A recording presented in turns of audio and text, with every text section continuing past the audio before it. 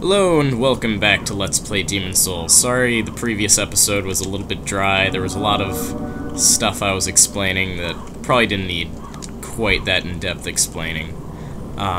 Anyways, we're gonna go down this way. There is actually something we can get over there, the Thief's Ring, and we can also help out Ostrava of Boletaria, who is kind of a sissy. He gets himself into trouble a lot. Anyways. Whew.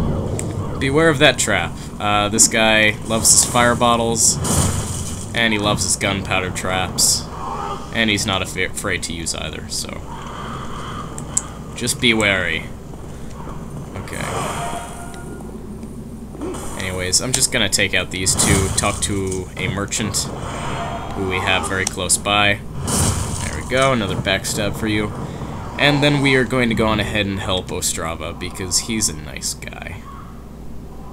So, through here, if we break these barricades that this guy has set up, I don't know if he wanted those to stay up, but, you know, either way.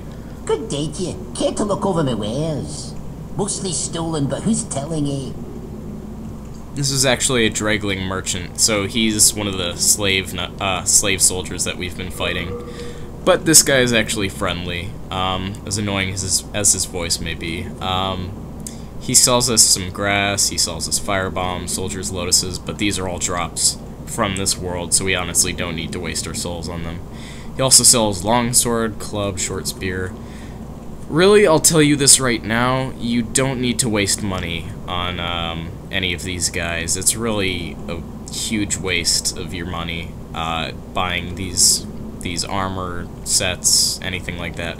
Some of them can only be obtained from this guy, but for the most part you'll be able to find almost everything you could ever need just off of enemy drops and throughout the level, so. Be a brave knight or depraved slave, the demons will snatch your soul, then you'll go mad.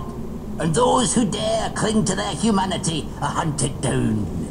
It is the end of great Boletaria as we know it. But hell, at least the demons don't send us to our deaths in battle. So yeah. There's this skinny fella, clad in fabulous armor, who's always mumbling about some mission. He's another one who's managed to stay sane like yourself. Probably some pampered son by the looks of his attire. I'd give an arm just for the buttons off his shirt. Oh, indeed you would. He was actually talking about Ostrava there. It is the end of great, but hell... Yep. Alright, he has nothing else to talk to us about, so... I'm not going anywhere. I imagine you aren't. Alright, let's continue on. Backtrack a little bit. Go meet up with our good friend Ostrava. He's a good guy, he's just prone to getting in trouble, and we have to get him out of it. Anyways. See, the situation he's gotten himself in this particular case, he's stuck in this area by a bunch of dregling soldiers. He's pretty much boxed in. If he goes down, he's gonna be assaulted by like all these guys at once. So what does he want us to do? He wants us to go take care of it for him. First though, Thief's Ring. It makes us harder to detect by AI enemies, not by PvP people, so other players can see you, I'm pretty sure. And I think Black Phantoms can still see you pretty well, but the Thief's Ring is useful for just normal enemies so that you can get a little bit of a better jump on them. Anyways, let's talk to Ostrava. That was a bold jump. A surprise indeed. Well, now that you are here, pray thee, fend off these dreglings. And that's all he has to say to us, so drop on down and hope we don't die. Okay. Now, funny thing happened to me last time I did this. As you saw before, the dreglings aren't the smartest, and some of the dreglings, or actually all of them, went up in a flame like that. It was actually pretty hilarious because that happened, but like 5 times over. Also, don't step in that fire, it hurts. But yeah.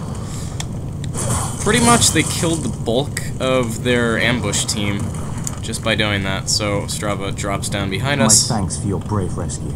I am Ostrava of Boletaria. Accept this as a token of my gratitude. and he gives us a telescope. Telescope is mostly useless. Really, its biggest use to you is for trading it in for something much better. Or at least something that can be used. Anyways. Oh, right. Oops. Breast telescope. I'll show this off in a second, but for now, let's go on ahead and help out Ostrava. We don't want him to die, of course. There we go. He's not a bad fighter, I'll give him that, although his equipment is lackluster compared to some of the better stuff that you can get later on. It does look cool, though. It's the rune sword and the rune shield. It's a very fancy bit of stuff. And right here is where you really want to look out for the guy, because he's actually going to go on ahead and fight a Blue-Eye Knight. He can take care of most things by himself. In fact, he's not doing a bad job against this Blue-Eye Knight, but he could use our help. Honestly, he has a crap load of health, so he isn't in the biggest danger in any case, but it's just nice to help him out, you know. And he clears out some enemies, especially that Blue-Eyed Knight with the Claymore. Any knight with a Claymore, the Blue-Eye or the Red Eye Knights, are very big dangers to you. You don't want to get on the wrong side of them, because that Claymore does ridiculous amounts of damage. If you get hit by that thing, you're gonna be in very low spirits. Anyways, you can actually hurt and even kill Ostrava.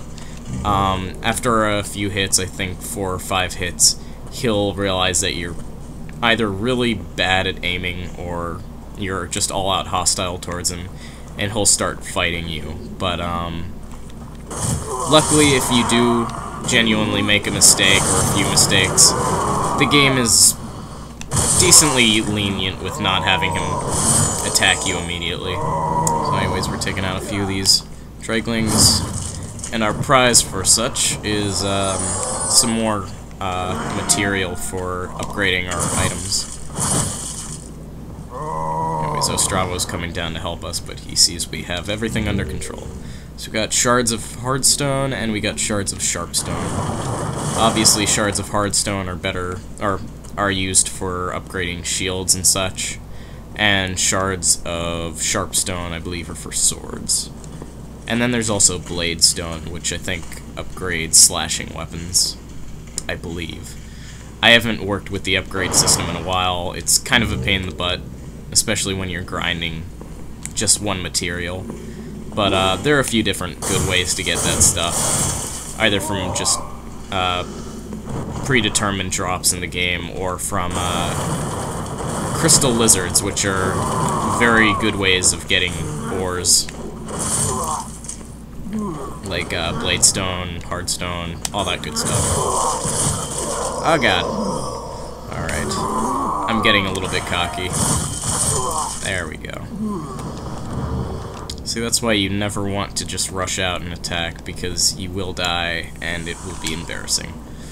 Luckily, though, we haven't been having that much trouble so far. Anyways, let's continue along. This guy right here. You know, I never changed the brightness settings, and it's really starting to bother me. I'm gonna have to remember to do that as soon as I can. Okay. So if we run back this way, this will actually bring us back to where we were. From this point on, we've pretty much seen everything. Let's take out these 2 soldiers. These guys try and ambush us from above, if you notice up there. There are actually some soldiers in wait. And once you come one way or the other, they just sort of drop down and attack you. Luckily, though, they aren't that big of a threat. I'm using a few more crescent moon grasses than I'd like to, but that's neither here nor there. Gotta use them. It's either that or die, and dying is not on my schedule. At least not yet. I'll make time for it later on, where there will be plenty of time to die against enemies who are actually worth a damn. This guy you do want to lore a little bit just so that you're on better fighting ground, because fighting these guys on a stairway when you have the lower ground is just not great. It's not an amazing place to have a fight against one of these guys. I mean, not to say it's impossible, but it's not quite so convenient. There we go. We have that guy shooting little arrows at us. Think you can get away with that? I think not. I wonder if I can push you with the crossbow. No, I can't. I can shoot you from point blank, though. Alright, do it again. Bam! Got some late moon grass. Did that guy drop anything? I don't see anything.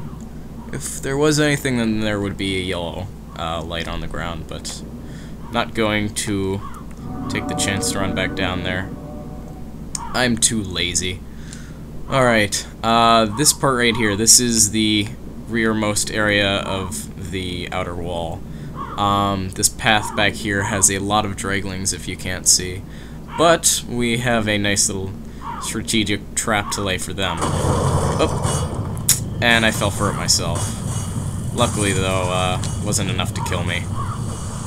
I'm not that weak. It is kind of weird, though. You do want to stand back when you do that. Because you can get hit by it. The hitbox for those rolling balls are a little bit strange. Observation! So yeah, all these guys are dead. On New Game Plus playthroughs, since enemies get a little bit more vitality, the dreglings still die, but I believe that these arrow soldiers don't, so you still have to finish them off with a slash or two, but yeah, pretty much on your first run through, this will take all of them out immediately. What the heck is that? I think that guy got stuck in the floor. More of the amazing ragdoll physics of this game. You gotta love it. Alright, we have some polearm wielders right here. I was never a big fan of these guys. Oh god. Okay. That's a little bit annoying, is the recovery when you're using the crossbow. It is honestly a lot better just to use a weapon as far as recovery times go, but if you want to fight these guys from afar, and especially if you don't want to take on both of them at once, then it's a legitimate strategy.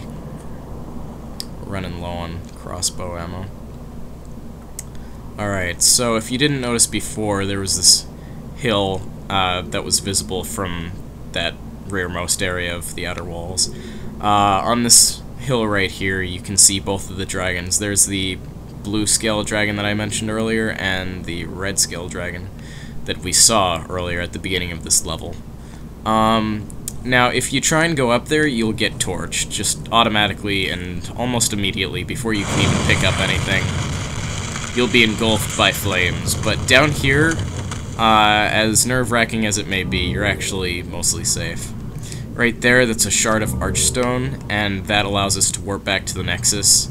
I think I mentioned with the Nexial Binding, I think it was called. I check what it was called, actually. Yeah, the Nexial Binding.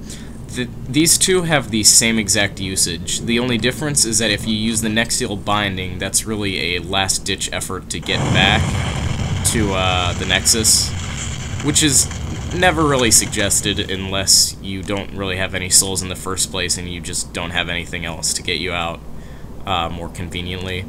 But the Shards of Archstone take you back to the Nexus without losing all your souls, because if you use the Nexial Binding, you lose all of the souls that you had. And honestly, you want to have as many souls as you can. As many souls as you can get. So yeah, try and conserve them as much as you can. Alright.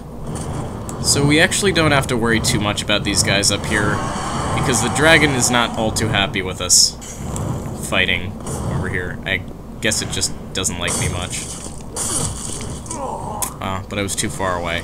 If you remain on this bridge here for too long, then that dragon actually just burns the majority of the bridge, except for maybe 4 or so soldiers. Most of these guys would get burned instantly, but I guess the dragon was feeling merciful today, so decided not to go with that plan. Although I think we might be able to get this guy torched. Yeah, I think he's done. Alright, here we go. Oh boy. So we already got a few. This guy actually made it across. Lucky bastard. Not for long, though. Alright. Let me see. Okay. What I'm going to do here is a little bit risky, but I'm going to try it anyways. I believe the dragon might stay over there a tiny bit longer. Possibly just enough for us to go on ahead and grab some up here. Alright, we got some full moon grass. And here he comes back to his nest, so let's run the hell away. Oh. Didn't come back. I could have grabbed something else. There is a very nice shield up there that we can get, but I'm not going to risk it at this time. And since the blue dragon is actually defending that area as well, I'm just going to stay away from it. We can come back later and those two will be gone, but for now I'm just going to play it safe, as I said. Not to worry too much about it. Oh god. It's one of the annoying things. When you eat grass, when you pick up items, that sort of thing, you have to wait for the entire animation to complete. You can't really cancel it out. Oh god! No, no, no, no, no, no! No, no! Oh! Oh, you dirty, dirty people. Ah, there I go. What happened there was I actually got hit by a stray arrow and it stumbled me just enough to fail. Just fall on my butt and die like an idiot. Oh, I feel stupid. So there's our first death. I could have done much better in that situation, but you know, we were gonna die at some point. And at least we're still in soul form. We didn't lose our body form. The only thing we did lose, as you can see at the bottom, was our souls, and we can get those back, and I'll show that off in just a moment. Okay, we're back, and as you may notice here, I can't dwell on this, but right down there is our blood stain. I am going to heal up before I die. But back there, that blue sort of mist, that's all the souls that we've collected, sort of pooled into our blood stain, and if we activate that, we actually get back all of the souls that we lost. A nice thing about dying, as bad as it can be to die, is that you can get a few more souls. You can, you know, become a little bit more familiar with certain areas that you might have made a mistake on previously. That sort of stuff. This is the purple flame shield. I'm going to run like hell now before I get torched. Ah! But anyways, I was just taking that chance because I wanted to be able to show this off. Purple flame shield is a large shield. We can't wield it right now because it's pretty damn heavy and we don't have the skill to use it yet.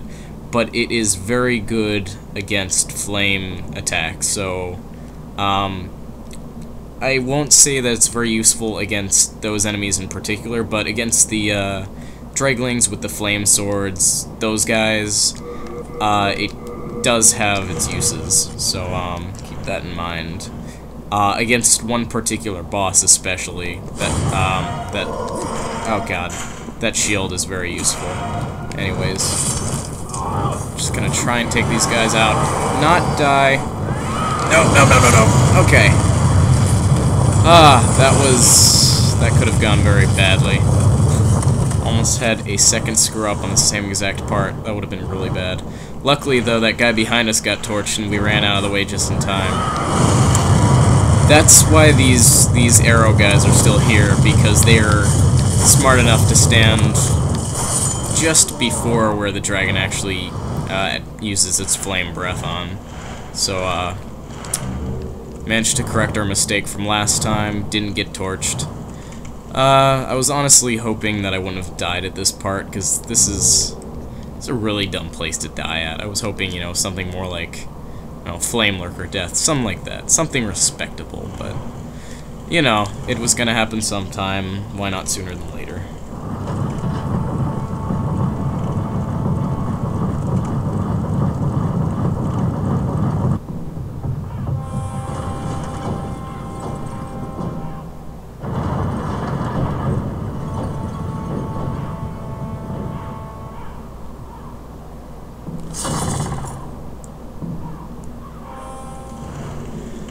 Okay, so, now that we've done that, we are most of the way through the level. We just have to return back to the beginning. That was actually the main gate you saw opening there.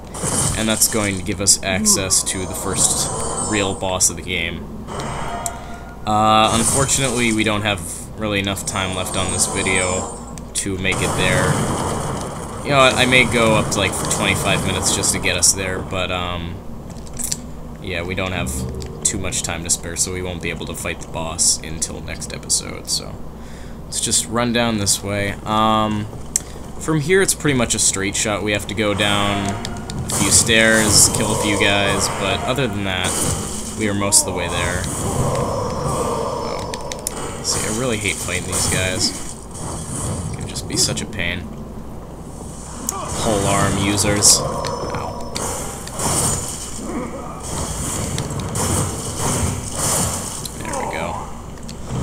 And that's the end of all of you. Still feeling a little sloppy. The worst thing you can do, really, is get frustrated this game. If you get frustrated, you just gotta take a break. And, I don't know. I'm still pretty calm, still pretty collected, but that was a disappointment dying back there, really. I have to say. It was... I'm not proud of it. I mean, after beating the Vanguard, then you die to a dragon flame. Not cool, man. At least we didn't lose anything. If anything, you know, dying, it's an experience to learn. And, we learned a little bit there. I probably should have run forward the first time, maybe I wouldn't have died, but I don't know, I think I was pretty screwed that last time. Either way I went. Still, though, you know, I managed to get all these souls. Now I have 5,000 instead of whatever we had before. Probably like 3,000. Maybe something like that. I don't know. We'll be making use of these souls eventually. Right now, though, we just gotta keep them there. And, hope to keep them until we can level up. Honestly, though, I have faith in myself. As dumb a move as I made back there on that Dragon Breath, I have faith in myself not to die on this first boss. You can get yourself into some pretty dangerous situations, but as long as you keep your distance and as long as you make use of the items given to you throughout this level, it's not that big of a deal. So, with that, we've come full circle, as I said, back to the beginning of the level. That gate is opened. We can now access the entirety of the outer wall, but all there is left to do for now is to go in there and fight the first boss. But we'll save that for next time. So thanks for watching, everybody, and I'll see you later.